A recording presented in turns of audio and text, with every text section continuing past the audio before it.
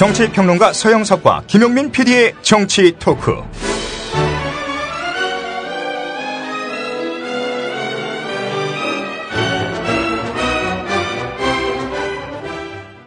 서영석, 김용민의 정치 토크로 오셨습니다. 자, 오늘 특별한 손님이 또 오셨죠? 예. 서영석 기자님. 네. 예. 특별한 손님이시죠? 대학 후배시고. 네. 예. 또 뭐. 왜 후배야? 선배라니까 자꾸 이 동네 왜 이래, 족보가. 예, 일단은 그 광고 듣고 와서 진상규명부터 하겠습니다. 진상규명부터 합시다. 예. 친절한 고대리가 모십니다. 국민 대리운전.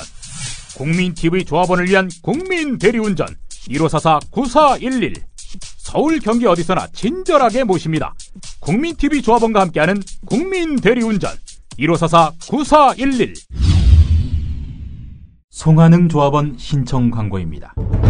각종 근육통, 신경통 치료 전문 케어 지압천사.com, 척추교정, 자세교정 치료 전문 케어 지압천사.com, 국가공인자격 보건의료 허가기관 지압천사.com, 7호선 노원역 3번 출구로 오시면 됩니다.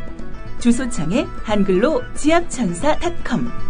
예약 문의는 서울 936-4777. 좋대요. 노무현의 머릿속이 궁금하십니까? 일베 친구들이 자꾸 이상한 말 합니까?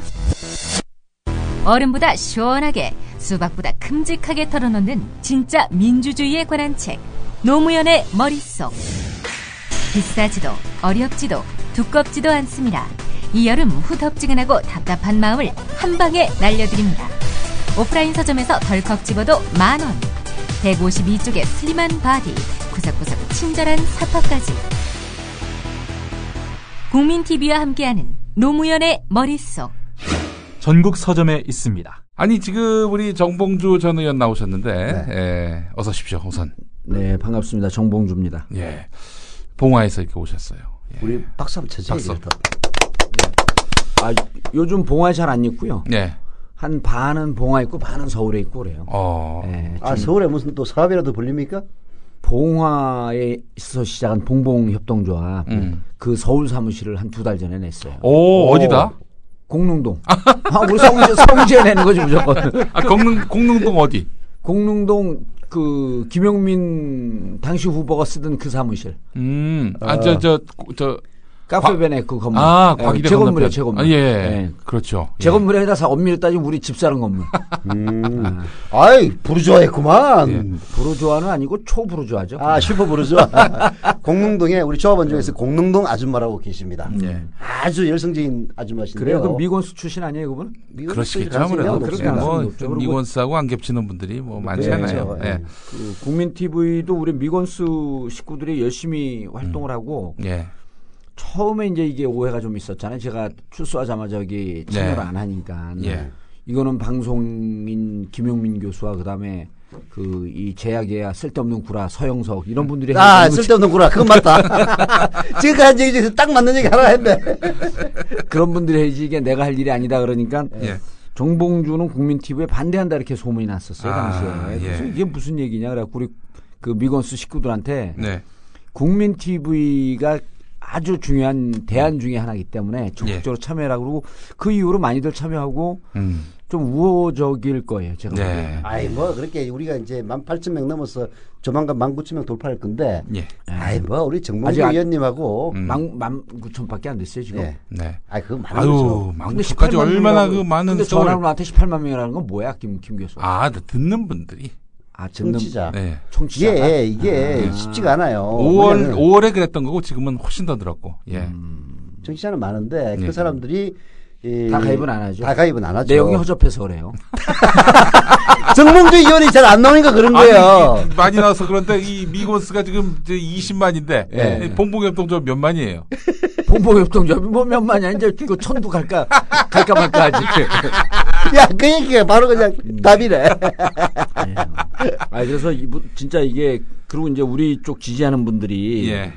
그 경제적으로 어려운 분들이 많잖아요. 아, 그렇죠. 그러니까 이게 예. 쉽지 않아요. 그리고 예. 그런데 이제 뭐니 해도 가장 큰 원인은 음. 내용이 들을 게 없는 거죠. 그러니까 뭐 조합원으로 가입해서 굳이 들을 게 있냐. 그냥 차라리 오다 가다 정봉주 얘기나 듣자. 그래서 제가 오늘 나온 거 아닙니까? 예, 그래서 모셨습니다. 예, 모셨어요. 아니, 그나저나 우선. 이거는 시간은 제한되어 있기 때문에 압축적으로 얘기하자. 1시간밖에 안 되죠. 예, 그렇습니다. 보통 저를 모시면 한 10시간 정도 줘야 되는데. 근데 죄송합니다. 어쩔 수가 없어요. 이 얘기는 해야 돼. 조합은 19,000명도 안 되는데. 어마어마하죠. 요즘 만들어진 협동조합 중에 최고 아니에요? 많죠. 그렇죠. 우리 정 의원님이 나온 걸 계기로 해서 2만 명 돌파해보자 이거지. 그럼 돌파해야죠. 그리고 저는 이 낙곰수 멤버 중에 사람들이 잘 모르는 게 있어요. 김어준의 나는 꼼수다인데 사실 김어준의 나는 꼼수다가 아니고 4명이 이제 공동 그 지분자라기보단 공동 주체 세력인데. 혁명 주체 세력이지.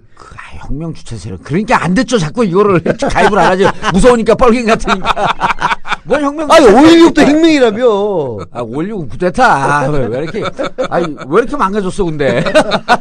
혁명이란 말이 왜 이렇게 망가졌어? 혁명이라는 게 나쁜 뜻이 아니에요. 좋죠. 그러니까 국민이 주도한 혁명이기 때문에 국민 TV가 아주 좋은데.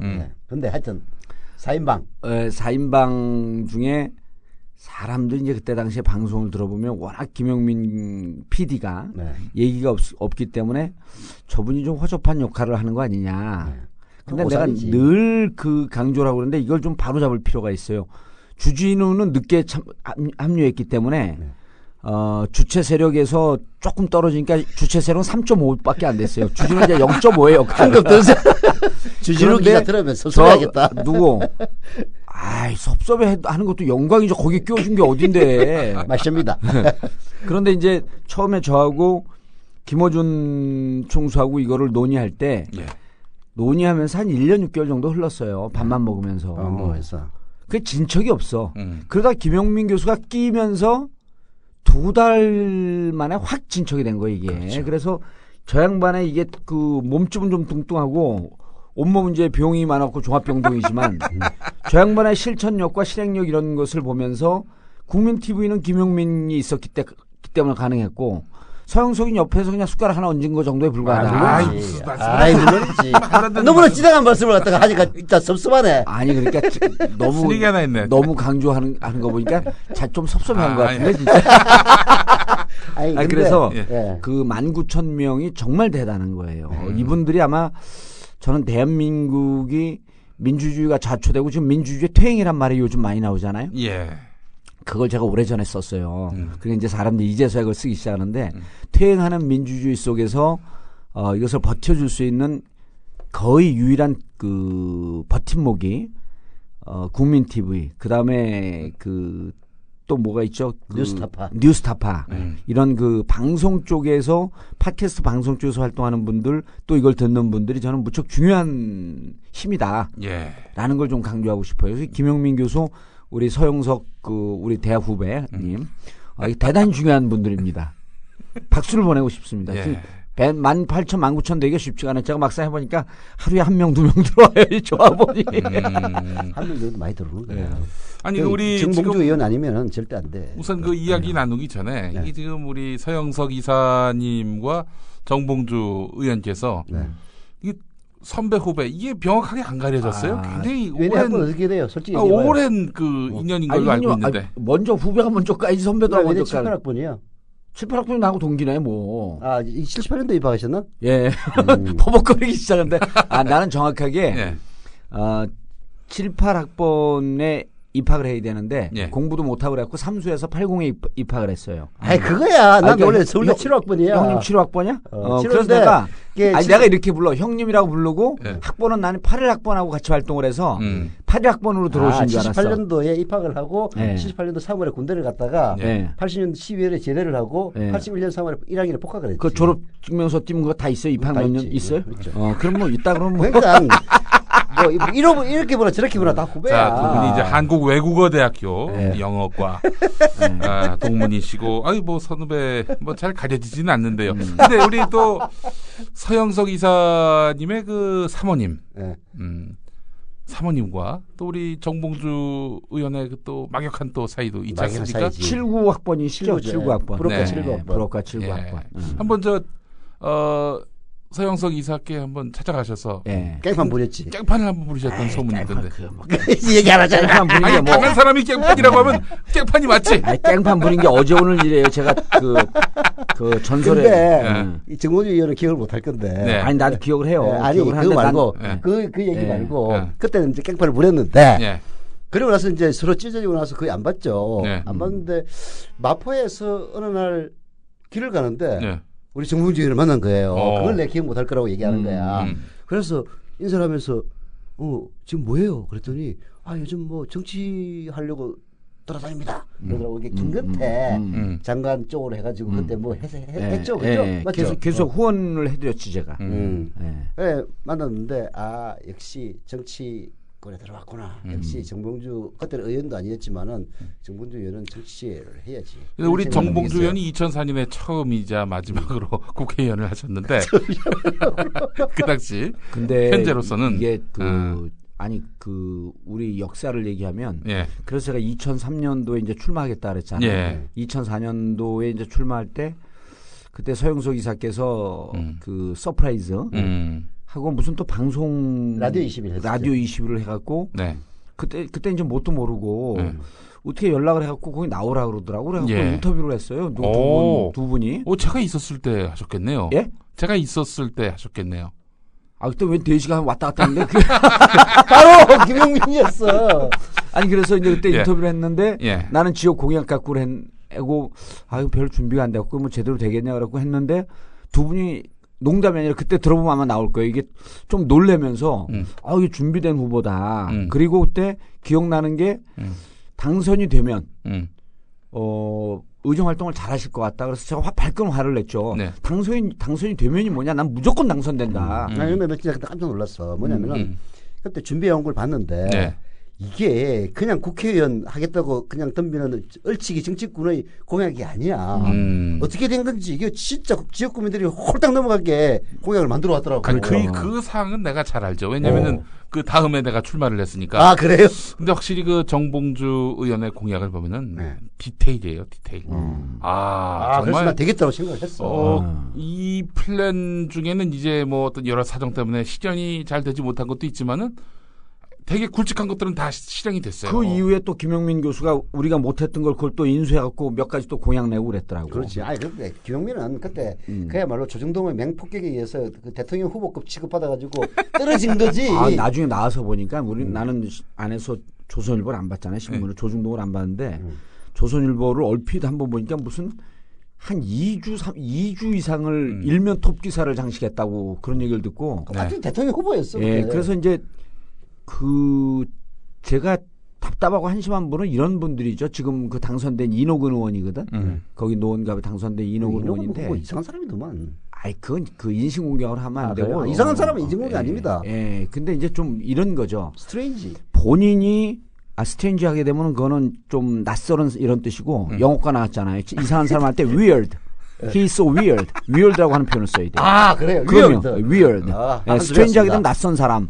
근데 이건 저 사람 좀 마시간 것 같아. 좀 상태가 안 좋아 그러면 He's so weird. 이러는 거예요. 역시. 난 진짜 이거는 제일 못해. 진짜 형이 잘하는 게 뭐 있는데.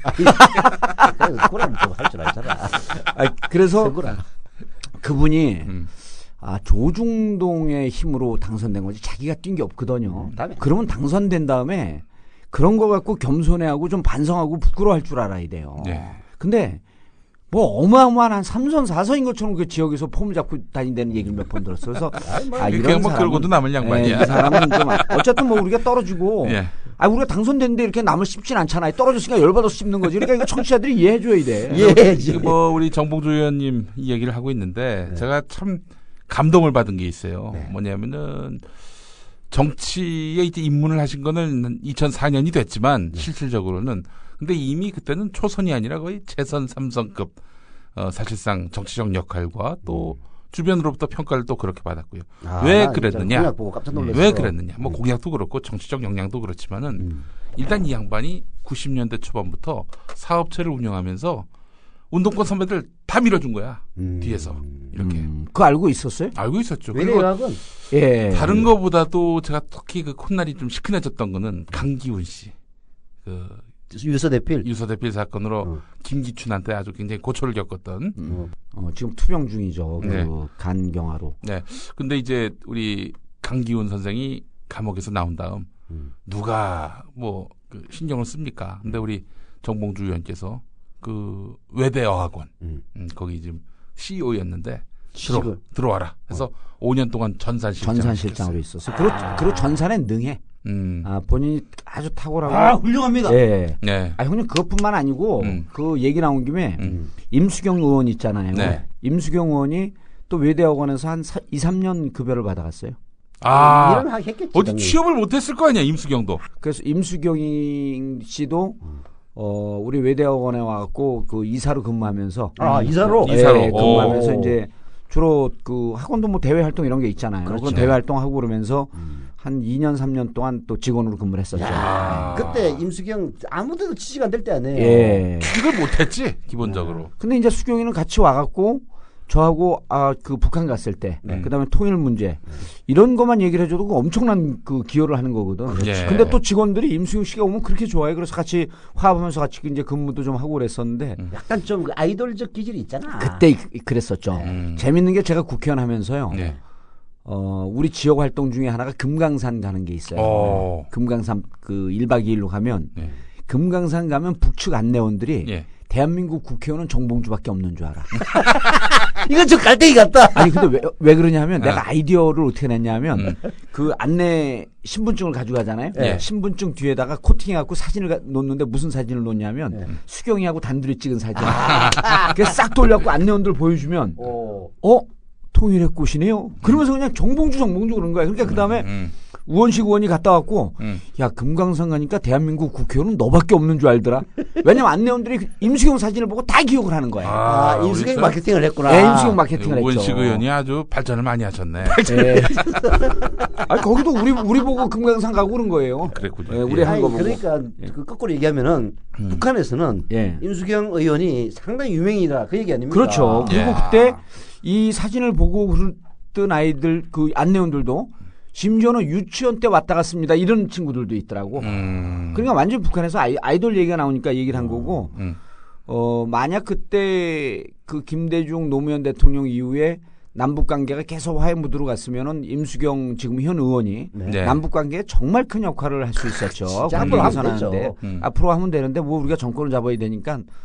좀 4년은 좀 어렵겠네. 4년 동안은 좀 어렵죠. 그리고 아이고. 아니 저는 그 4년 동안 어려운 게 아니고 박근혜 대통령 얘기로 살짝 넘어갈 수밖에 없는데 정말 그 본인이 원칙 남북관계 개선, 화합 이런 얘기를 많이 했었잖아요. 그 후보 시절에. 지금은 이제 당선되고 쏙 들어갔지만 정말 그런 파격적인 행보를 할 필요가 있어요. 뭐냐면 임수경 씨 같은 경우는 북에서 무척 우호적이니까 남북관계 개선하는데 임수경 의원을 쓴다든지 그러면 일거양득이거든요. 야당과의 관계도 개선되고 남북 간의 관계도 개선되고 이런 좀 파격적인 행보를 통해서 국민들이 보기에 야 과연 저렇게 통합의 정치를 할 수 있는가? 난 지금 정권 초반부이고 그 칼이 잘 들기 때문에 그 지금 칼자를 쥐고 있는데 칼이 잘 들잖아요. 이럴 때 정말 혁신적이고 파격적인 그런 역할을 하면서 이 정권 내에서도 임수경 의원을 좀 쓸 수 있도록 노력을 해라. 근데 윤여준 장관하고 얘기를 했는데요.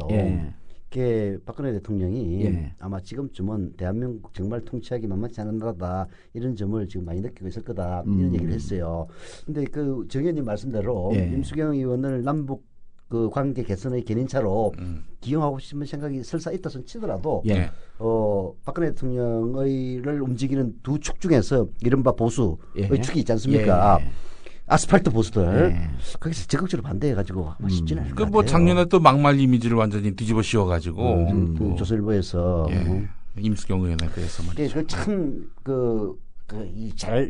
우리 정봉주 의원이 사실은 박근혜 대통령 비서실장을 했으면 아니 그런데 이제 물론 그 서 이사님 얘기가 충분히 일리가 있는데 대한민국이 사실은 거의 뭐 재앙적 대통령 아니에요? 그렇죠. 그리고 자기를 지탱하는 보수라고 하지만 보수 진영은 내가 이번에 이제 그 조지아도 또 과거 이제 새누리당 의원들하고 갔다 오고 그랬는데 대한민국 보수의 특징은 어떤 이념적으로 이렇게 뭉친 것보다도 이익 공동체죠. 뭐. 이익 공동체. 부정적으로 얘기하는 게 아닙니다. 그들의 그 성향을 우리가 분석해 본 결과 이익 공동체적 성향이 강하기 때문에 대통령 이런 결단을 통해서 이것이 우리한테 도움이 된다. 그리고 보수 진영에도 더 많은 지지층을 확보할 수 있다라고 하면 아스팔트 보수, 소수의 꼴통 보수를 제외한 그들도 사실은 동의를 안 할 수가 없는 상황이에요. 진보 쪽 대통령에서 그때 우리가 그 노무현 대통령 때 이런 기억을 해보세요. 노무현 대통령께서 연정을 제안했거든요. 근데 연정을 제안했는데 나중에 이제 노무현 대통령이 이런 표현을 하셨어요. 퇴임하고 난 다음에 폭탄을 던졌더니 떼굴떼굴 굴러서 우리 진영에서 터지더라. 그러니까 연정을 제안하고 나니까 사실 연정이라고 하는 것은 논란의 여지는 있지만 국민 화합 통합 정치를 끌어가는데 중요한 툴이거든요. 그러니까 저는 연정에 그때 당시에 찬성한 게 저하고 최재성 의원이가 둘밖에 없었어요. 저는 너무 답답하더라고요. 맨날 싸우는 정치가. 그래서 어쨌든 저는 찬성을 했었는데 그때 연정을 제안했을 때 진보 진영에서 먼저 발끈했어요. 그렇죠. 그리고 어떻게 저들과 손을 잡고 정치를 하느냐라고 하면서 발끈하니까 이건 진보 진영의 특징이에요. 뭐냐면 진보 진영은 서로 의견 개진을 왕성하게 하면서 비판하고 싸우면서 하나의 그 통일점을 찾아가는 게 진보 진영의 특징인데 대한민국 보수 진영의 특징은 보스가 CEO가 한마디 확 해버리면 그거에 따라서 뭉치는 경향이 있어요. 그래서 저는 임수경 의원 같은 경우 그렇게 좀 잘 써라. 그리고 더 한 발 더 나가서 현 정권 입장에서는 낙검수가 무척 밉고 이런 게 뭐 토론 때 뭐 그대로 노출됐지만 낙검수 중에 대표적인 정봉주가 지금 사면 복권 안 되고 있는데 정봉주 사면 복권 시켜서 우리가 통합의 정치를 한번 보이고 정봉주도 정치를 바로 세워서 국민들 행복하게 하는데 한쪽을 좀 기여해라. 이런 식으로 갖고 사면 복권하면 저는 지지도가 막 한 70% 육박하고 그럴 것 같아요. 제가 갖고 있는 지지도가 기본적으로 15% 20% 되잖아요. 그게 얹혀지진 않을지언정 아니 내가 좋은 얘기만 하면 옆에서 기침을 해대. 너무 놀라서. 그래서 저는 임수경 씨 같은 경우 제가 이제 수경이 같은 경우 친동생 같아요. 오빠 그러고 그러는데 정말 이 정권에서 남북관계 개선을 위해서 아주 잘 쓸 수 있는 카드를 왜 저렇게 못 쓰고 있느냐. 봉화했으면 이게 다 보여요 이게. 답답해 죽겠더라고. 근데 어쨌든 그래서 좀 통합과 화합의 정치. 그러려면 이놈과 그 국정원 사과하고 국정원 개혁하겠다 한마디만 하면 되는데 그걸 그렇게 못하고 있으니. 사면 복권 이야기 잠깐 하셨는데. 8.15 때 아무 일도 없이 그냥 건너가 버렸습니다. 8.15 때 원래 안철수 캠프 쪽에서 뽑아낸 정보는 사면 복권이 있을 거라고. 그러니까 안철수 캠프 공식적인 입장은 아니고 그중에 주요하게 활동하는 사람이 뽑아낸 정보는 사면 복권이 있을 거다. 그런데 사면 복권 없었어요. 그러니까 그쪽의 정보력도 이제 무척 없구만. 왜 그 얘기를 꼭 집어? 아니 이거는 이 캠프와 정치 분석을 할 때는 각 캠프의 능력을 보는 건 무척 중요해요. 아니 문재인 캠프는 그러면 그 능력이 있나? 문재인 캠프는 안철수 캠프가 요즘에 이게 참 이래저래 참 갈짓자예요. 그거 얘기하면 또 이제 사람들 싫어할 수 있으니까. 사면 복권이 그냥 넘어갔는데 12월 달에도 좀 두고 볼 일이에요. 두고 볼 일이고 이제 저 같은 경우도 성탄절 특사가 보통은 있기도 하고 했죠. 8.15가 없는 경우는 잘 없어요. 잘 없어요. 그러니까 8.15가 없다고 하는 것은 향후에 이제 한번 좀 집중적으로 분석해 봐야 되는데 내부의 역학의 흐름을 두 가지로 볼 수가 있어요. 하나는 뭐냐면 조금 더 강경 드라이브를 걸기 위한 기초 작업을 하고 있을 가능성이 하나 있고 또 하나는 내부에 혼선이 왔을 가능성이 있어요. 혼선이 왔다. 혼선이 왔어요. 그러니까 그 일상적인 그 관례적인 연례 행사를 피하고 가는 것은 무언가 아주 특이한 정치적 그 일정을 계산하고 있다든지 아니면 내부에 필름이 꼬인 경우는 둘 중에 하나예요. 근데 지금 같은 경우는 강경 드라이브를 걸기 위해서 초석을 조금 더 다지는 거 아니냐 이렇게 저는 보여져요. 저는 둘 다인 것 같은데. 둘 다인 것 같아요. 그러니까 내부적으로 하다가 형님 얘기하려고 기회를 한번 주려고. 그런가요? 아니 잘 안 되고 꼬이니까 결국은 이제 사면 복권 문제도 잠수시켰고. 그게 지금 내외적으로 그 인기는 지지도는 높지만은 사실상 정부 내부에서도 혼선과 혼란이 상당히 치열하다. 이런 얘기를 저도 좀 건너서 들었어요. 혼선이 있다는 것은 이 복권 시키자.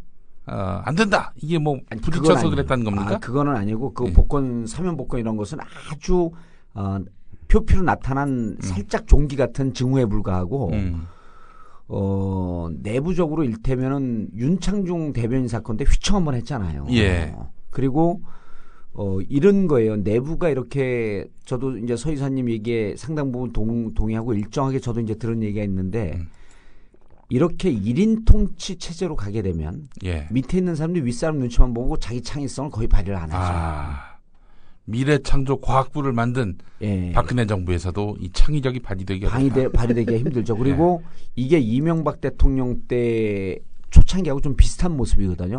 겉으로는 지지도는 높지만 예. 거의 그 1인 체제로 유지되는 상황이기 때문에 각 부처가 서로 힘을 합쳐서 막 역동적이고 창의적으로 일하는 것보다도 대통령 한 명의 눈치를 보는 구조로 가는 시스템으로 정착이 돼가고 있는 거로 이렇게 봐야죠.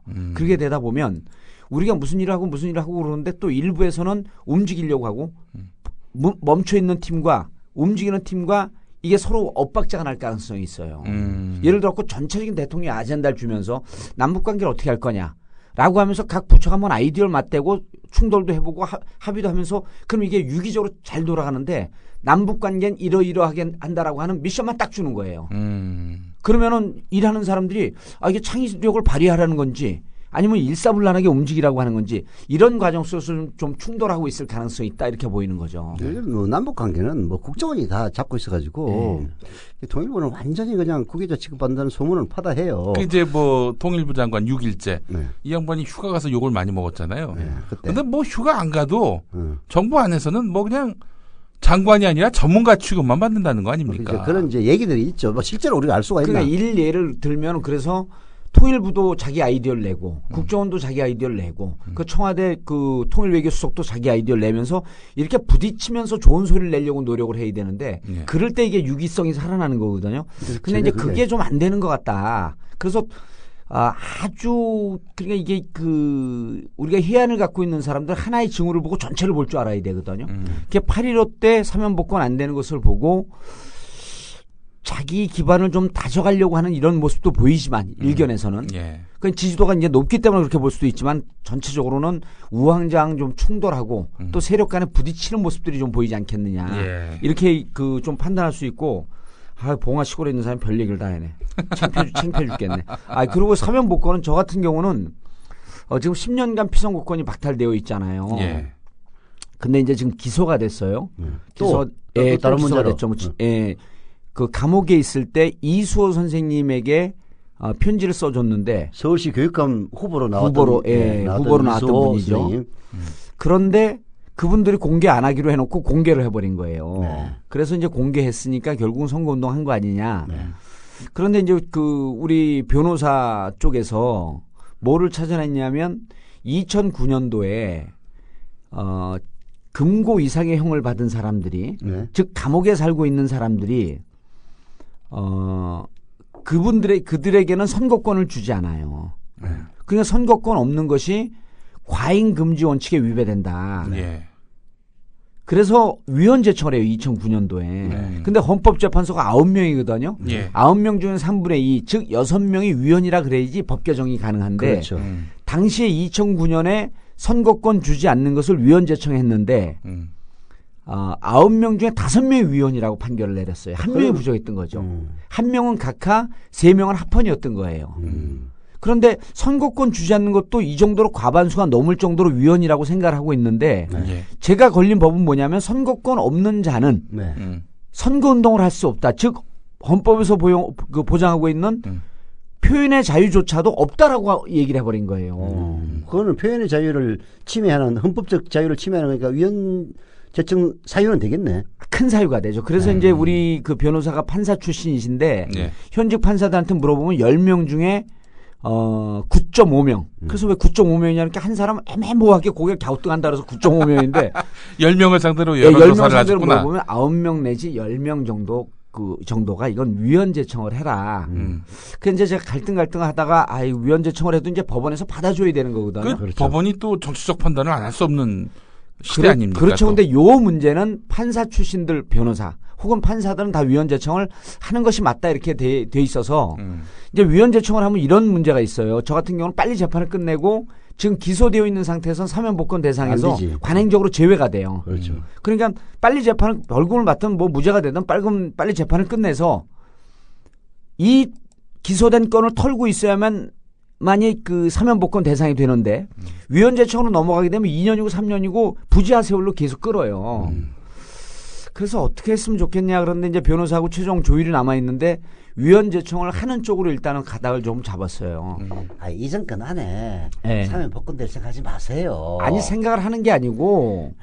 아니 어떻게 보세요 개인적으로는? 사면복권요? 네. 그거는 그 하늘의 뜻이기 때문에 일개 개인이 이래라 저래라 할 수 있어요. 박근혜인가? 박근혜가 결정하면 되는 문제인데. 왜 이렇게 까칠해 이 동네? 아니 낙검수의 가장 주범이 정봉주라는 왜 주범이야? 주범이 김용민이지. 김용민 프로듀싱이 안 했으면 우리가 이게 방송이 나갈 수가 없었던 거 아니야? 왜 나더러 주범이야? 아이고 세상이 다 아는데 그 뭐 우리 박근혜 대통령이 가장 총애하는 낙검수의 가장 주역을 하나 사면해 주겠다.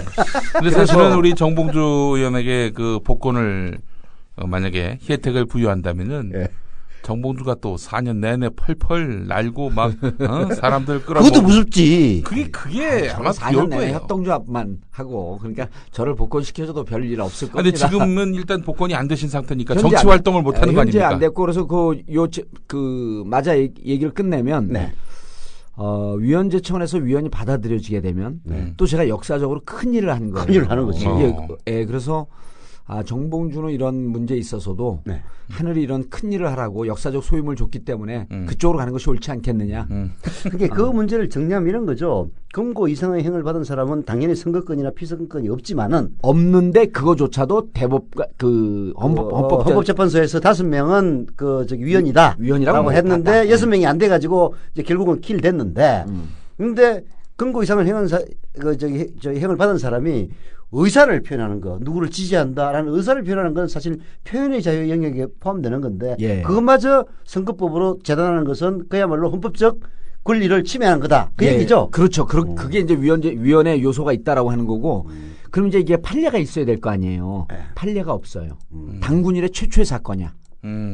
우리 정봉주 의원이 하는 건 다 당군이나 최초 아니면 하여간 어떤 결과가 나오든 역사를 만드시는 거네. 그렇죠. 왜 최초의 사건이냐면 기존의 사람들은 워낙 허접해갖고 누굴 지지하고 그래도 언론에 나오지도 않고 별 의미가 없어. 정봉주니까. 정봉주기 때문에 이게 편지 쓴 게 문제가 되고 그래서 대법원 판례가 없어요. 진짜로. 그래서 위헌재청 쪽으로 가는 게 헌법에 보장된 표현의 자유를 살리는 그 권리를 기본적인 하세요. 인권이죠. 기본권을 살리는 길이 되지 않겠느냐. 그래서 그쪽으로 지금 보고 있는 중입니다. 이 역사적 소명의식이라고 하는 건 어쩔 수가 없는 것 같아요. 어쩔 수가 없어요. 그리고 우리 박근혜 대통령께서 정봉주 의원을 사랑하사 사면해 준다는 생각은 애시당초 버리세요. 제가 들은 바로는 입금도 안 들어갑니다. 국정원 부정선거 축소 보도. 여야는 오늘도 충돌했습니다. 정치권은 정면 격돌로 치닫고 있습니다. 거친 공방전은 오늘도 계속됐습니다. 민생입법은 또 표류하는 것 아니냐라는.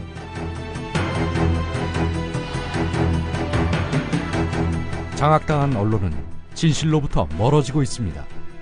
낙담하지 마십시오. 국민TV가 이제 날개짓을 하려고 합니다. 조합원으로 가입해서 위대한 역사를 함께 만들어 갑시다. 미디어 협동조합 국민TV 홈페이지 또는 서울 전화 3144-7737 또는 3144-0933으로 가입하실 수 있습니다.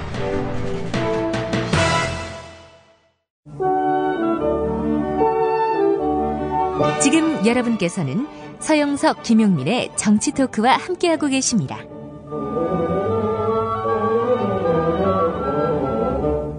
그런데 이번에 이제 제가 그 SBS 방송하면서 창사 특집 SBS 스페셜 그거 찍으면서 이제 그 조지아를 갔다 왔어요. 그 조지아 그 러시아령이었었죠. CCCP. 그 러시아 소비에트 인민공화국인가 거기 소속되어 있다가 91년인가 92년도에 독립된 나라예요.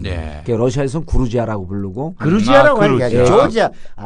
그게 영어식 발음이 조지아구나. 그렇죠. 그루지아는 소련 영일 때 그 사람들이 불렀던 거. 그래서 그 조지아 국민들은 구르지아라고 부르면 싫어해요. 그래서 조지아하고 지금도 러시아하고 내전을 하고 있는데요. 나는 조지아라고 그래서 미국 갔다 온 줄 알았어. 그러니까 다 그렇게 알더라고. 그래서 저 그루지아인데 거기 가는데 이제 그 SBS 창사 특집이에요. 최후의 권력. 그리고 이제 우리 프로는 뭐냐면 7인의 빅맨. 빅맨이 이제 지도자란 뜻이거든요. 네. 그래갖고 7명이 갔는데 이제 저하고 네. 그 다음에 17, 18대 국회의원 했던 새누리당 차명진. 예. 아이고, 차명진이가 빅맨이야? 아, 빅맨 한 멤버로 간 거죠. 네, 또. 그 다음에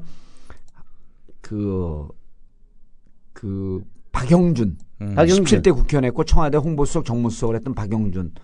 그 다음에 천호선. 정의당 대표. 네. 그 다음에 안철수 캠프의 금태섭. 예, 그 다음 새누리당 부산 사상인가 그 문재인 후보하고 손수조 위원장. 그다음에 손수조 위원장이 이제 좀 젊으니까 여기하고 매칭을 시키려고 민주당 부대변인이었던 정은혜. 이렇게 7명이 갔어요. 근데 박형준. 예, 박영준은 감옥에 있는. 감옥에 있지. 그래서 내가 부산의 박형준이. 부산의 박형준. 예, 그래야 지금 알지. 동아대 교수. 예. 그래서 이제 갔는데 7명이 무척 친해졌어요. 네. 그리고 사람을 또 개인적으로 보면 다 좋잖아요, 사람들이. 차명진이 좋지. 난 이제 차명진을 잘 아는 게 그 김문수 보좌관 할 때 그때 취획기자였으니까. 그러셨구나. 김문수 보좌관을 한 10년 했다 그러더라고요. 근데 이제 이번에 자기 입으로 직접 얘기한 건데 김문수 보좌관 시절에 손학규 의원이 오시길래 그 김문수 방으로 놀러 왔나 그래서 오시길래 인사를 했대요. 예. 의원님 안녕하세요. 지사였었나? 지사님 안녕하세요. 그러니까 어잘 지내지 그러고 어깨를 툭툭 치면서 지나가고 나중에 들은 후일담인데 손학규 지사께서 자기 보좌관한테 쟤는 어느 방에 있는 기사야?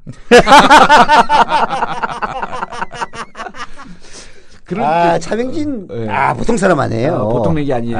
진짜 압니다 잘. 예, 그래서 이번에 근데 이제 이 외모가 무척 칸출꼬꼬 스타일이니까. 칸출꼬꼬 스타일은 맞죠. 서울대 정치학과 출신이고 노동운동을 오래 했어요. 그래서 노동운동의 최정점에 김문수가 있었고, 그 다음이 심상정, 그리고 그 다음 세 번째 서열이 지금 차명진 의원의 부인, 그 다음 네 번째 서열이 차명진 이랬었다 그러더라고요. 노동운동 오래 하다가 김문수 씨가 이제 새누리당으로 한나라당으로 가니까 이제 자기도 쫓아간 케이스죠. 따라간 거지. 근데 그 사람들이 그 차명진, 박영준, 박형준 등등 정치인들이 무슨 얘기를 하냐면 아까 이제 초선 재선 그 얘기해서 생각나서 하는데 국회의원을 떨어지고 나서 더 유명해진 사람은 당군 이래로 최초로 정봉주밖에 없더라. 너 당군 이래. 근데 제가 봐도 없는 것 같아요. 없어. 아니 감옥에서 편집을 했다고 기소하는 그런 유명인이 어디 있어. 그러니까. 참나. 그래서 차명진 의원 같은 경우는 이번에 제가 추천해서 갔어요. 제가 차명진의 내공을 알거든. 무척 인간적이에요. 근데 이번 부천에서 떨어지고 부천 지역 주민들이 섭섭하다고 할 정도로 열심히 한 친구인데 떨어진 원인은 딱 하나밖에 없어요. 단군일의 최대 규모의 정치인 팬카페 미건스. 미건스 때문에 떨어졌어요.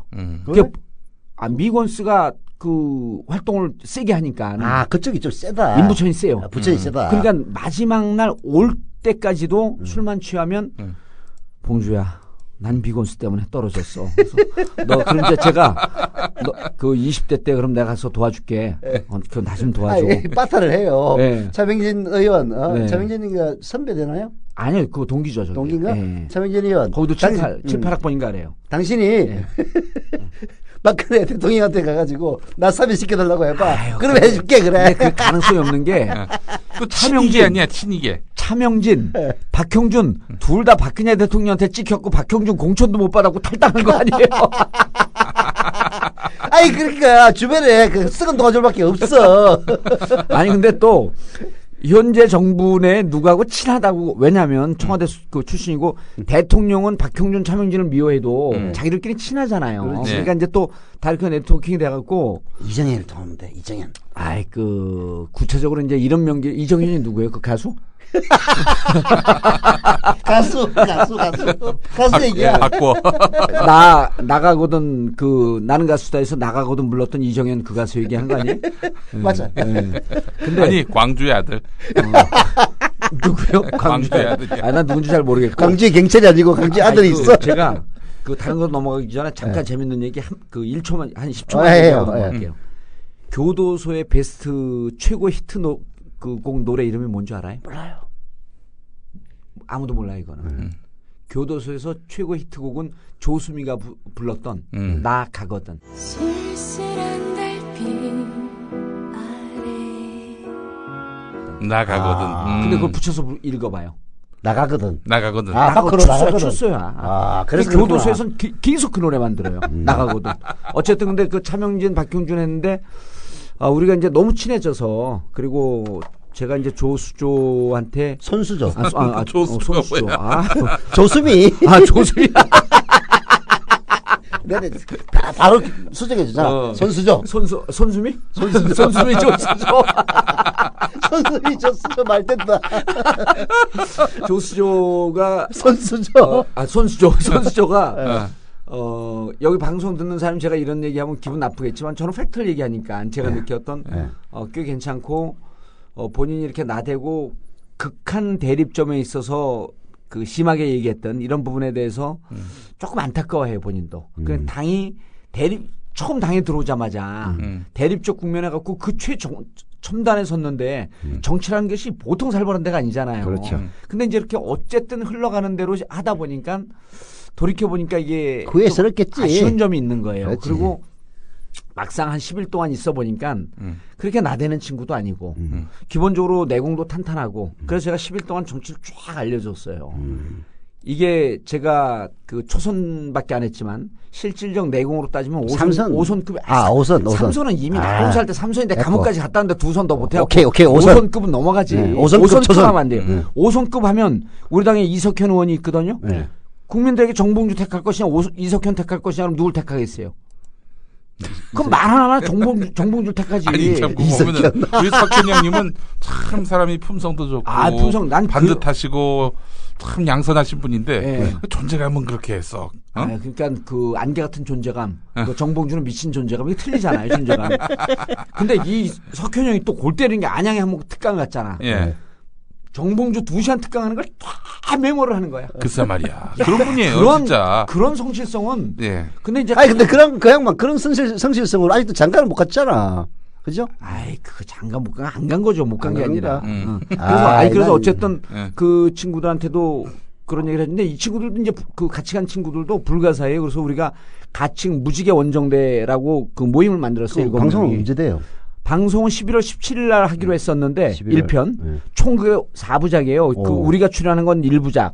그다음 나머지 자기들이 취재한 게 이제 2, 3, 4부작인데 우리가 방송을 촬영이나 이런 내용이 너무 좋아서 이걸 2편으로 연장 방송할 계획이라 그러더라고요. 그럼 그러니까 5부작이 되네. 5부작이 되는 거죠. 그렇죠. 정봉주를 데려다가 15일 찍고 한 편만 만들면 메시지 전달이 안 돼 이건 진짜로. 그렇지. 우선 손해지. 그런데 이제 사실은 정봉주 의원님의 그런 방송 출연이 적절한가를 놓고는 굉장히 의문을 표하는 분들도 적지 않습니다. 분들이 많죠. 그런데 이제 사람들이 이게 그 기사가 잘못 나와서 그래요. 정치판 정글의 법칙. 이거 교양이 아니에요.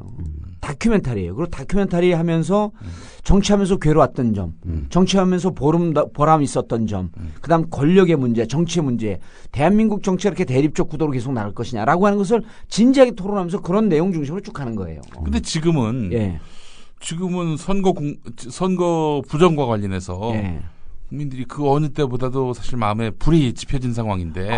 그렇죠. 그래서 저는 이 대목에서 무슨 얘기를 하고 싶냐면 계란말이가 맛있다고 계란말이만 먹고 사는 반찬은 이 식단은 옳지 않아요. 계란말이도 먹고 콩나물도 먹고 무장한지도 먹고 그러니까 이 촛불 전국대로 싸우지만 또 대한민국 정치가 제가 그때 그 면회 왔을 때도 그렇게 얘기했잖아요. 대선 국면이라고 할 때는 대선 국면의 후보자는 그 부분에 올인해서 싸우지만 나머지 민주당 국회의원들이 자기 역할을 교육 문제라든지 다른 문제 자기 역할을 할 수 있는 이슈를 끊임없이 찾아내라. 제가 면회 때 그 얘기한 거 기억 안 나요? 근데 그거 못했어 그렇게 못했기 때문에 진다고 내가 누차 얘기했는데 지금도 촛불 국면에는 열심히 나가서 하지만 촛불에 못 나오는 분들도 계시거든요. 혹은 자기 생업에 종사하면서도 끊임없이 대한민국의 민주주의 어떠해야 하는가라고 하는 것을 자기 주제를 갖고 계속 노력하고 싸워줘야 되는 거예요. 그래갖고 다양한 이슈와 다양한 아젠다를 갖고 예를 들어서 촛불 전국에 가려고 지금 남북 문제 하나도 얘기 안 되고 있거든요. 남북 문제 이명박 때처럼 계속 끌고 가는 거. 그다음에 경제 문제 아무도 얘기를 안 하고 있어요. 경제 지금 최악이거든요. 부동산 문제 아무도 얘기 안 하고 있어요. 전세값이 집값을 뛰어넘는 경우가 있어요. 이런 등등의 이슈를 잡아갖고 민주당에서 이렇게 정치가 개판인데 국정원 이 선거 개입이라고 하는 세대를 초월한 국가적 범죄 행위에 대해서 분노하는 건 분노하는 거지만 예. 동시에 경제 문제 이렇게 개판으로 니네 정치하는 건 뭐냐? 지지율이 이렇게 높은 게 이게 말이나 되는 거냐? 하면서 다양한 이슈를 갖고 싸워주고 동시에 그것에 대한 해결책으로 우리가 진보 진영이 경제 문제는 또 어떻게 할 것이냐? 이런 등등 다양한 이슈를 갖고 노력을 해줘야지 국민들이 저렇게 진보 진영은 여러 가지 아젠다, 여러 가지 이슈를 갖고 자기의 목소리를 내고 있구나 이렇게 해줘야 된다는 거예요. 근데 뭐 닥치고 욕할 거 하나도 없어. 아니 SBS에서 무슨 7인 7색 무지개 원정대 한다고 했으면 정봉주가 안 한다고 했으면 또 비슷한 사람 끼워 넣어가지고 한단 말이에요. 그러면 다른 사람보다 정봉주 나는 훨씬 낫지. 그럼요. 그리고 이게 제가 없었으면 근데 방송이 될 수가 없는 거예요. 그 양반들은 국정원 선거 부정권에 대해서 뭐라 하던가요? 한나라당 새누리당 출신 3명. 근데 보니까 저기 박형준하고 차명진은 좀 끈떨어진 분위기고 손수조는 좀 이용당하다 지금은 뭐 좀 찬밥이 된 분위기고 그런 것 같아요. 개인적으로 만났어요. 주류는 없네. 얘기하겠지만 밝힐 수 있겠다. 그런데 그런 그 현재 진행되고 있는 이슈에 대해서는 얘기하지 않았는데 네. 갔다 와서 차명진 의원이 카톡에다가 뭐를 올렸냐면 성당에 나왔는데 신부님들이 국정원 선거 개입에 대해서 규탄 성명을 낸 것을 보고 무척 곤혹스럽습니다. 이 심정이 이거는 분명히 잘못되어 있는데 내가 속해 있는 정당 이제 제 해석이 자기가 속해 있는 정당에서 이것을 부정하고 문제를 피하려고 하는 건데 나는 이 세 중간에 껴갖고 너무 입장이 곤란하다. 그러니까 속마음을 국정원 선거 개입을 사실 새누리당 지금 아각거리고 있는 의원들도 이건 안 된다라고 보는 분들이 내가 보기에는 막상 진짜 취직 토크했고 허심탄회하게 얘기하면 70%가 넘어가요. 그렇지. 이건 국가적 범죄거든. 다만 정치 구도와 정치 공학 진영의 논리 때문에 얘기를 못할 뿐이지. 망할 수는 없기 때문에. 그럼요. 그래서 뭐 방어 차원에서 그렇게 한다. 그리고 그 촛불 방어 차원에서 그렇게 하는 거죠. 그리고 촛불 때 나온 이 국정조사 그 청문회 보고 나온 분 중에 그런 제가 인터뷰 기사를 봤어요. 네. 국정조사 증인으로 나와서 그 김용판 그다음 원세훈이 선서를 하지 않는 것을 보고 너무나 이것은 모욕감을 느끼고 너무 분노해서 나왔다. 한겨레 신문 봤구나. 예, 한겨레 신문에 그거 나왔어. 그런데 저는 그 상황에서 선서를 하지 않는 것을 정말 민주당 의원들이 제대로 이 선서하지 않는다라고 하는 의미를 갖고 그것만 갖고 싸웠어도 이건 끝나는 게임이에요. 그러니까 거기서 선서하지 않는 걸 넘어갔다? 선서하지 않는 것은요. 국정조사법에 따르면 그 위증을 할 경우 처벌을 받기 때문에 선서하는 거거든요. 선서하지 않는 건 거짓말 하겠다고 약속하는 거예요. 그렇죠. 그 그럼 넌 국회 나와서 그 얘기는 박영선 의원이 짚기도 했습니다. 짚기도 했는데 그걸 갖고 민주당에서 이 선서하지 않는 증인들 데려다 놓고 뭘 하자는 거냐 하면서 여기서 대판 붙어야 되는데 보이콧을 해야지. 그렇죠. 그다음에 몇 시간이라도 여러 가지 방법이 있죠. 그래서 선서하지 않는 것이 저렇게 심각하고 저 사람들은 태생적으로 태초에 이 문제를 접근함에 있어서 거짓말을 하기 위한 거구나.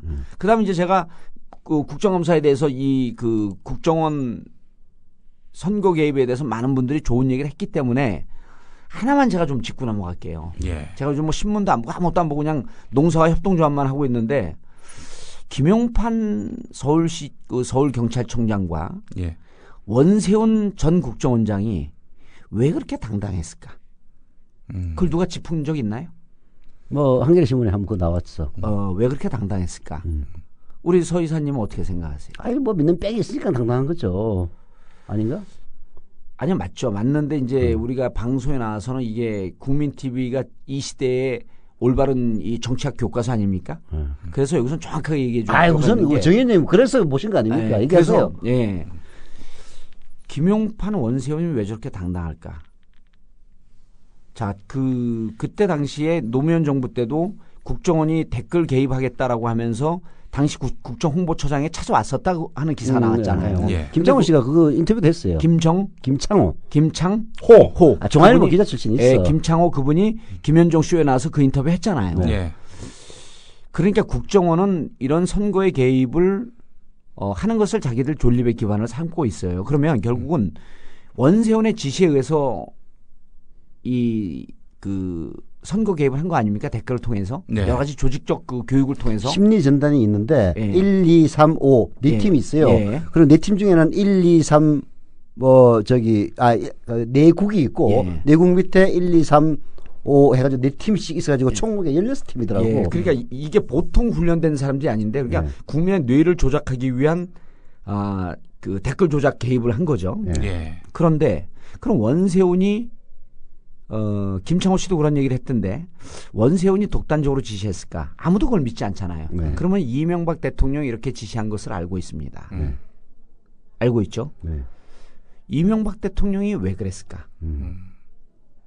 이명박 대통령하고 박근혜 관계를 잘 모르는 분들은 그냥 뭐 자기들이 선거에 이기기 위해서 절대 이게 아닙니다. 그러면요. 이명박 대통령이 선거에 당선되고 난 다음에 당시 한나라당의 책사가 찾아가서 박근혜 대표와 화해하고 푸십시오. 라고 하는데 그 자리에서 그 사람 그 얘기는 꺼내지도 마. 라고 하면서 몇 번 역정을 냈다라고 하는 얘기가 여의도에 돈 적이 있어요. 그래갖고 제가 한 두세 달 전에 그분을 만났고 확인했더니 그분이 직접 제안한 분이더라고요. 화해하라고? 예, 화해하라고.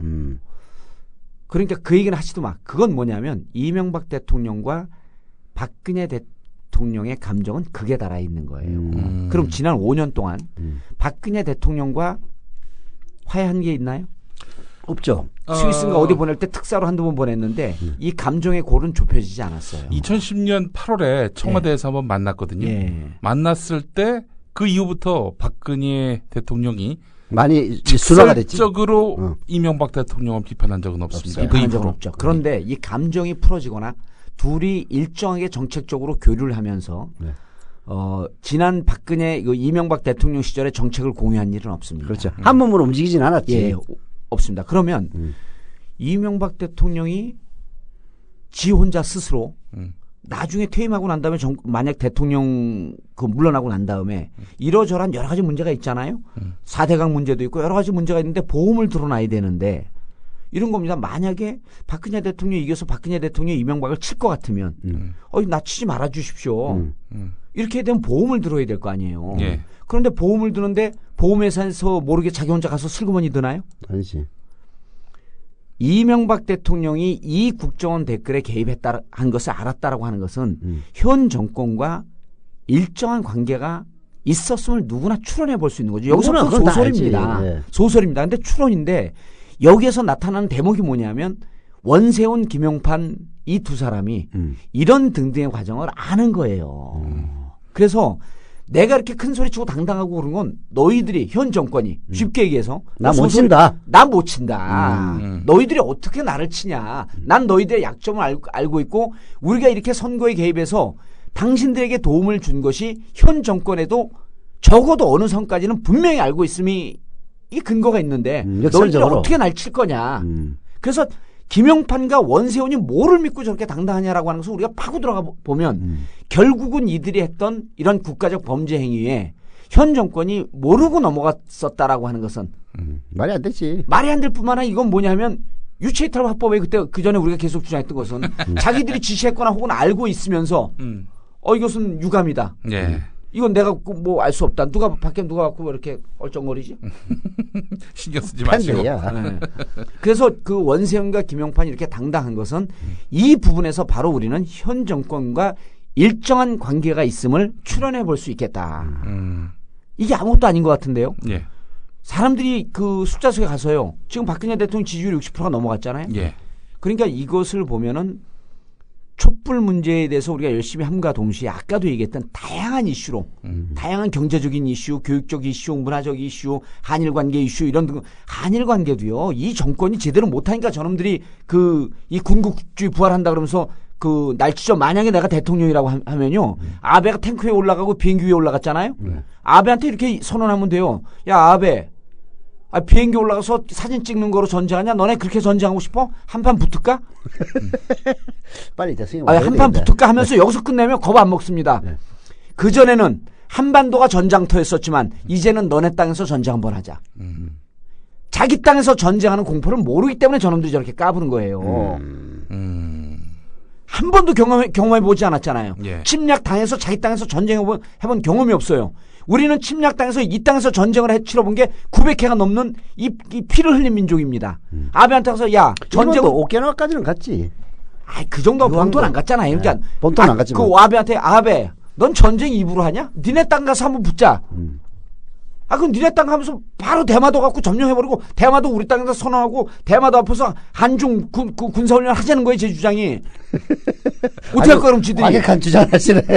아니, 근데 사실은 이런 벼랑 끝 전술이 유일하게 일본을 움직일 수 있는. 그럼요. 아니 박근혜 대통령이 말해요. 북한에 대해서는 벼랑 끝 전술을 잘 쓰는데 일본에는 왜 안 쓰는 거야? 시아버지가 일본 군인이었으니까 그렇지 뭐. 그런가? 아니 그러니까 그래서 그 한일 문제 같은 경우도 민주당에서 이번에 갖고 깃발 들고 우리는 형제입니다. 우리는 화해하러 왔습니다. 아니 피해자가 화해하는 경우가 어디 있어요? 가해자가 화해하자 그러면 죄송하다 그러면서 화해하자 그런 거지. 어쨌든 가서 쫑골리 가서 그 신사참배 야수꾼이 신사참배 막으러 간 건 잘했는데 그 들어가지도 못했어. 전날 제가 시나리오 5개 다 줬어요. 근데 만나갖고 당신들 못 들어간다. 들어갈 줄 알고 있더라고.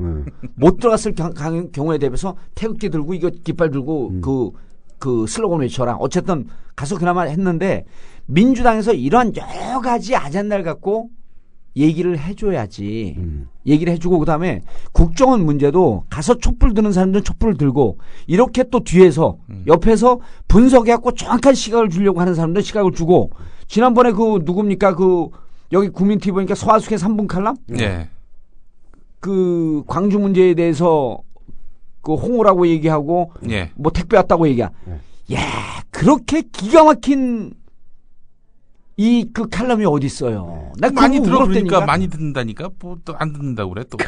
나 그거 보고 울었다니까. 이렇게 완벽한 역사 교과서가 없는 거야. 서하숙 3분 칼럼 들으면은 가슴에서 욱하게 만들어요. 그러니까요. 목소리가 아주 좋아. 내용은 뭐 물론이지만. 그분이 여기서 하는 거예요? 아니 이제 자기가 그 집에서 해가지고 우리한테 파일로 그러니까 국민 TV만 떠 있어요? 한국일보 떠 있는 게 아니야 그게? 그렇지. 예, 국민 TV에 이렇게. 근데 이제 한국일보가 정상화 지금 됐잖아요. 그래서 서하숙 칼럼을 쓸 때는 비슷하게 쓰긴 쓰는데 칼럼은 칼럼 형태로 쓰고. 근데 여기 와갖고 그거 참여해도 한국일보에서 뭐라고 안 그러네? 한국일보에서 뭐라고 안 그러죠. 우리 서하숙 선배님의 짬밥이 얼만데. 그리고 나도 옛날에 그 국민일보 있을 때도 그랬지만 외국 온 거 많이 썼어요. 그런 거 똑같은 거지. 그래서 저는 이 이슈에 대해서 여러 가지 이슈를 갖고 이것저것 계속 쳐줘야 되는 거 지금 경제 문제예요. 형편없잖아요. 근데 왜 아무도 경제 얘기, 그러니까 지금은 촛불 정부에서 국정원 얘기만 해야지 국회의원인 줄 알아. 전 그게 아니라는 거예요. 촛불 집회 나가가지고 경제 얘기하면 되지. 촛불 집회는 집회대로 나가고 못 나갈 땐 또 자기 경제 얘기하고 문화 얘기하고 방송 장악한 KBS, MBC 장악한 문제 이제는 아무도 얘기를 안 해. 왜 최민희 의원은 많이 해요. 최민희 의원요? 근데 그 존재감이 없어서 언론에 안 나오나?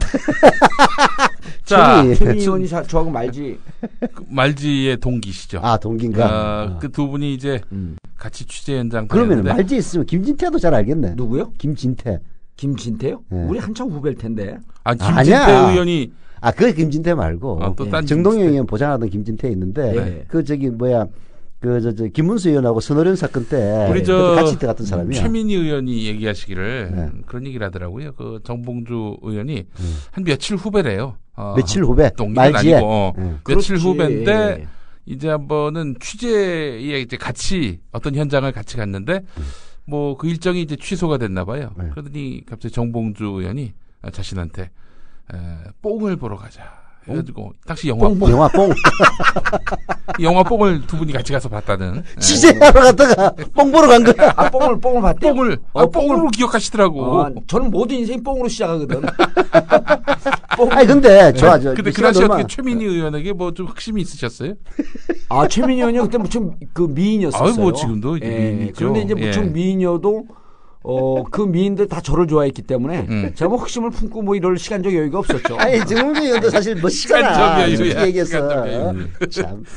그래서 요즘 이제 걱정 많이 할 것 같아. 요즘은 이제 제가 이제 촛불 현장에 못 모습을 안 드러내셔서 그 얘기 지금 하려고 영화에서 바쁘신가 뭐 그게 아니고 사실은 지금은 제가 이제 주전 선수로 나설 때는 아니라고 하는 게 이제 제 판단임과 동시에 또 지금 재판받고 있잖아요. 이게 의미가 있든 없든지 간에 변호사들이 무척 불편해요. 그럼 이제 그냥 촛불에 갔는데 정봉주 기사가 안 나오면 괜찮아. 그러니까 재판부나 이런 재판을 받는 사람들은 어쨌든 재판을 받고 있다라고 하는 것은 자숙의 기간인데 그런 계속 정치적 행동을 하는 게 근데 이제 이게 위헌재청으로 넘어가면 그때는 이제 제가 충분히 제 목소리를 낼 수가 있겠죠. 이거 다 이해해요. 그래서 그럼요. 아니 정봉주 의원 보고 뭐 저기 지금 2021년부터 정치를 할 수 있도록 해놓은 상황에서 지금 또 재판도 받고 있는데 이런 와중에 욕 나와가지고 그 욕하는 사람들도 있어요. 그래서 제가 그런 분들도 충분히 이해를 하지만 이 사면복권 안 됐다라고 하는 것을 잘 이해를 못 하시길래 또 재판을 받는 걸 잘 이해 못 하시길래 좀 이해를 좀 해줘라 당분간은 그런 얘기와 함께 또 이제 이런 분들이 있어요. 당신이 지금 협동조합을 할 때냐. 정치를 못하니까 하는 거지. 근데 협동조합이 광의 의미로 저는 보수 진영도 협동조합 운동에 뛰어들었으면 좋겠어요. 특히 이 봉봉협동조합은 도시농촌 직거래거든요. 농산물 직거래인데 농촌이 완전히 죽어가고 있어요. 근데 농촌 경제를 살리는 거는 농촌만 살리는 게 아니라 대한민국 경제를 살리는 거거든요. 그리고 동시에 도시민들의 식탁의 건강도 살리는 거란 말이에요.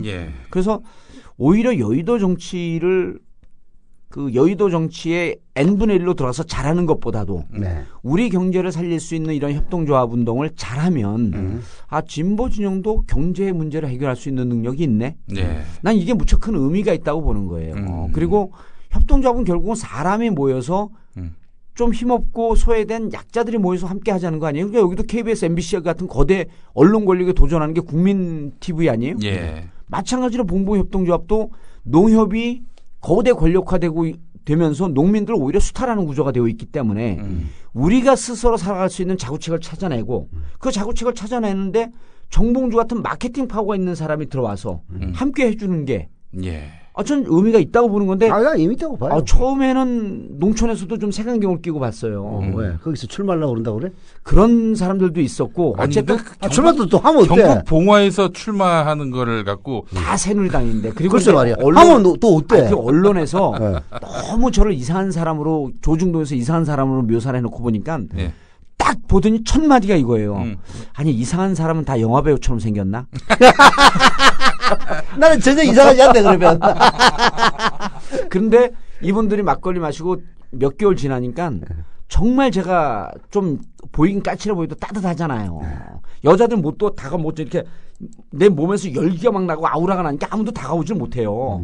근데 거기 있는 농촌의 사람들이 정말 이게 참 잘 오셨다 이런 얘기를 지금 하고 있고 그렇기 때문에 이게 촛불 가는 것도 중요하지만 이런 활동을 통해서 우리 진보의 가치를 보여주고 진보의 대안 능력을 보여주고 이런 게 좀 의미가 있겠다. 그래서 봉봉협동조합을 좀 많이 가입해 주셨으면 좋겠는데 본격적으로 아직 홍보를 안 했어요. 홍보를 해야지. 국민 TV에 광고도 좀 해요. 1회당 2만 원이야. 1회당 2만 원이요? 네. 그래서 여기엔 빠토하기로 했어요. 미건스에다 국민 TV 광고 걸고 그다음에 우리 또 여기서 그 광고하고 해서 해갖고 그 빠트를 하려면 나한테 해야 되는데 어디 가서 딴 데서 지금 얘기하고 있어요. 원래 내가 너 하면 안 돼. 원래 우리가 대학 들어갈 때도 뒷문으로 들어갔거든요. 뒷문으로 들어갔는데 아니 근데 다 좋다 이거야. 좋습니다. 좋은데 그 반드시 해야 될 일을 하고 계신 거고. 근데 이제 지금 재판 걸려 있는 거 그게 위헌재청으로 넘어가면은 좀 너무 그렇게 사리지 마시고 뭐 지금도 사리는 건 아니지만은 지금 사려요. 그 솔직히 지금 사려요. 이제 그건 이제 몸 사려 안 나 떨고 있어. 일단 위헌재청으로 넘어가면은 서울시청 앞에도 좀 나오고 하세요. 그럼요. 하고 이제 그러면 아무 소리 안 나와요. 그리고 이렇게 하면서 공공협동조합은 얼마죠? 출자금이 하한선이? 출자금 한선이 5만 원이에요. 5만 원. 그리고 월 조합비가 1만 원. 근데 처음에 우리가 100만 원으로 광고를 해갖고 지금도 100만 원이 그 출자금인 줄 알고 있는 분들이 많이 계세요. 그리고 이번에 이제 5만 원씩이고 월 가입 회원비가 1만 원이 조합비가 1만 원인데 저희가 경북에서 생산되는 김치 원료로 프리미엄급 김치가 주상품이 됩니다. 프리미엄급 김치. 나도 가입해야 되겠네. 김치는 한민족의 어래예요. 프리미엄급 김치. 지금은 이제 조선호텔 김치가 프리미엄급 김치인데 그 맛을 뛰어넘는 김치를 만드는데 김치는 왜 중요하냐 하면 농산물의 자동차라고 보시면 됩니다. 그렇죠. 그 농산물 재료가 20종이 들어가요. 자동차는 자동차 만들기 위해서 부품이 2만 개가 들어가거든요. 그래서 모든 산업의 총화인데 김치는 농산물의 총화입니다. 그래서 이 프리미엄급 김치인데 김치 이름도 그럴싸해요. 봉봉김치? 아니요, 영부인 김치. 영부인 김치. 그냥 방금 바로 사 먹고 싶어 하잖아요. 그래서 지금 내일 일본 그 백화점 컨설턴트를 만나는데 일본 백화점에서 전액 수입하고 그 전량을 다 수입하고 싶어해요. 일본? 예, 일본에서. 왜냐하면 한국 재료가 좋은 줄 너무 잘 아는데 한국 재료가 좋다 그래서 김치를 사가면 중국산 재료, 외국산 재료가 조금씩 섞여 있는 거예요. 근데 봉봉협동조합의 생산자들은 다 농민의 소속이에요. 그분들은 평생 빚지고 망가지고 그러면서도 양심을 갖고 농촌을 지켜온 사람들이거든. 농민의 소속 회원들이 조합원이다. 이건 무조건 믿어야 됩니다. 오케이. 예. 마무리를 가죠. 그렇죠. 예. 그리고 이제 그 오늘 이걸 계기로 해서 그다음에 재판 문제 좀 정리가 되면 정봉주는 정치적 발언을 안 할 수가 없어요. 그렇죠. 근데 이제 정치적 발언을 하되 앞으로는 좀 더 그 보수 진보를 그 넘어갈 수 있는 중도가 아닌 진보의 아름다운 진화. 그래서 그 합리적 보수까지 품을 수 있는 보다 큰 진보를 만드는데 좀 역할을 할 생각입니다. 빨리 그날이 오길 좀. 그래서 재판 문제만 되면. 그리고 이상하게 보수 진영에 있는 분들이 저를 좋아해요. 그 양반들은 합리적 보수라서 그런 거예요. 네, 그렇죠. 그리고 이제 제가 일단 외모가 되고 제가 표방하는 게 이제 럭셔리 진보거든요. 럭셔리 진보. 간지 진보였었는데 아베 이놈이 하는 꼴 봐갖고 꼬리 사나갖고 간지라고 하는 일본 말을 안 쓰기로 했어요. 럭셔리 진보. 럭셔리. 예, 멋진 진보. 그래서 제가 멋진 진보라고 해. 예, 멋진 진보. 근데 멋진 진보보다도 럭셔리하면 좀 있어 보이잖아요. 에이, 영어 쓰는 거 좋지 않아. 나 영어과 출신인데 왜 그래? 에이, 그래도. 이거 두 개 다 써. 아니, 그러니까 내가 간지 진보라 그러니까 그 조지아에서 7, 8일쯤 되더니 차명진 의원이 야, 너 진짜 간지 진보 맞다. 그러면서 나는 간지 진보, 자기는 허당 보수래. 아주 착한 친구예요. 재밌고. 아니 근데 왜 그렇게 국회의원 할 때 꼴통짓을 하셨어, 그 양반. 누구요? 차명진이. 차명진 사람 괜찮다는 얘기는 많이 들었는데. 많이 듣고 그런데 그때 한나라당에서도 보면 나서는 의원이 없었던 거예요. 그러니까 노냥 혼자 나선 거지. 아니 이제 정치부 기자로 취재를 하다 보면은 그런 것들을 충분히 이해는 가요. 그게 당의 입장, 이런 것들이 막 어우러져 가지고 그 사람의 본질적인 가치와 좀 다르게 비치는 그런 경우가 많이 있는데 뭐 그 반대편에 서 있는 사람은 유시민 장관 같은 사람도 그런 케이스라고 봐야죠. 그렇죠. 근데 뭐 사실을 알고 보면 그렇지는 않은 사람들도 많이 있는데 그래도 차명진 전 의원 같은 경우에는 좀 약간 정도를 넘는 정도를 좀 넘었죠. 일들이 많이 있었어요. 본인도 그렇게 아주 싸움닭처럼 비춰진 이미지 때문에 많이 곤혹스러워해서 이번에 제가 그 그루지아 가자고 제안한 것도 조지아 가자고 제안한 것도 미국에 있었어요. 그래갖고 원래 존스 홉킨스 대학에서 내년 2월까지 있는 일정인데 제가 전화해서 야, 너 그러지 말고 여기 이미지 개선하기 위해서 좀 나와라. 그랬더니 그 나중에 얘기가 네가 전화해서 정봉준 나한테 도움이 될 제안을 할 사람 하고 그래서 미국 일정 6개월을 버려버렸어요. 그러고 들어왔는데 차명진 의원도 이미지 개선을 좀 해야죠. 하여튼 이제 우리 결론은 그거구만.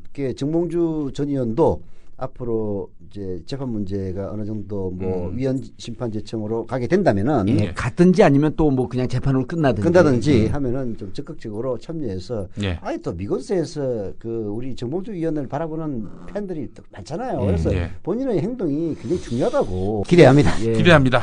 오늘 정봉주 전 의원 모시고 이야기 나눴는데 아직 너무 할 얘기가 많이 남아 있음에도 불구하고 이 정도로 정리하게 두 분들이 내가 얘기할 때 줘라 왜? 아니 졸기는 뭘 줘라. 또 편집할 지점들 다 지금 체크하고 있었는데 다 메모하면서 국민 TV 청취자 여러분께 제가 드리고 싶은 말씀은 1인 1조합원 배가 운동을 좀 했으면 좋겠어요. 그러니까 봉봉협동조합에도 열심히 가입하시고 이겁니다. 시청 앞에서 촛불 하루 드는 것도 의미가 있지만 옆에 있는 사람 설득해서 국민TV 조합원 가입시키고 봉봉협동조합 조합원 가입시키는 게 사실은 시청 앞에서 촛불 드는 것 이상으로 중요하고 지금 당장 눈앞에 펼쳐져 있는 싸움도 중요하지만 예. 멀리 내다보고 비전과 전망을 갖고 준비하는 이 참여가 필요하다. 그래서 조합원 가입에 1인 1조합원 배가 운동, 봉봉협동조합에 대해서는 1인 2배가 운동을 꼭 해주셨으면 하는 바람입니다. 알겠습니다. 예. 좋은 말씀. 네, 정봉주 의원님과 함께 또 오늘 즐거운 시간 가져봤습니다. 자, 서영석 김용민의 정치토크 오늘 순서 마무리하겠습니다. 네, 고맙습니다. 예, 감사합니다.